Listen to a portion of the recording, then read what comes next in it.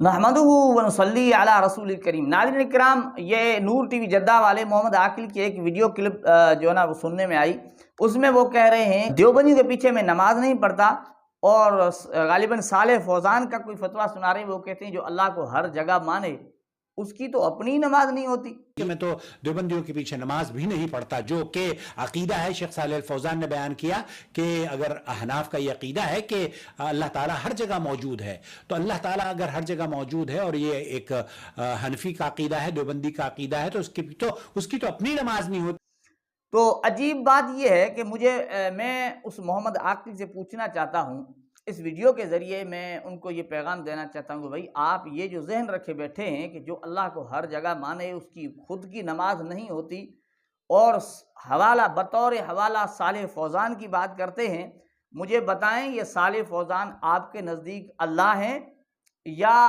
صالح فوزان کوئی رسول ہیں آپ کے نزدیک، جو آپ کے نزدیک اس کی بات اتنی اہم اور اتنی حیثیت رکھتی ہے؟ دوسری بات، کیا صالح فوزان نے یہ بات قرآن سے آپ کو بتائی یا رسول اللہ کے فرمان سے بتائی؟ اگر قرآن میں ہے کہ جو اللہ کو ہر جگہ مانے اس کی اپنی نماز نہیں ہوتی، تو برائے کرم برائے مہربانی آپ وہ آیت سنا دیا کریں تاکہ لوگوں کو پتہ چلے کہ آپ جھوٹے نہیں ہو، اور حدیث مبارکہ میں سے وہ حدیث سنا دیں جس میں اللہ کے رسول اللہ کو ہر جگہ مانے اس کی اپنی ہی نماز نہیں ہوتی، وہ بھی حدیث سنا دیں تاکہ ہمیں کہیں دل میں شک نہ رہ جائے کہ آپ تو بڑے سچے ہو، جھوٹے نہیں ہو۔ ناظرین کرام، آپ یاد رکھیں، ایک ہمارے دوست نے کہا نا کہ بڑی زبردست بات کی کہ